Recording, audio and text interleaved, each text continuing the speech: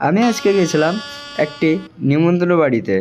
আর হ্যাঁ, এই কথাটাও বলে দিই, আমার একটু মনটা খারাপ ছিল বলে এ কদিন ভিডিও আসছিল না। এবার থেকে রেগুলার ভিডিও আসবে, তোমাদেরকে কথা দিচ্ছি।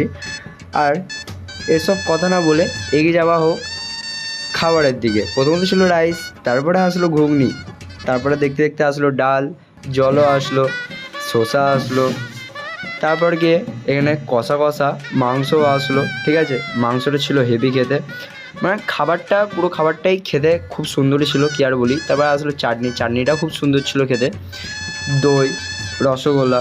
ঠিক আছে, তারপরে দিদি বললো যে একটু কিছু আমার ভাই ভিডিও বানিয়ে দে।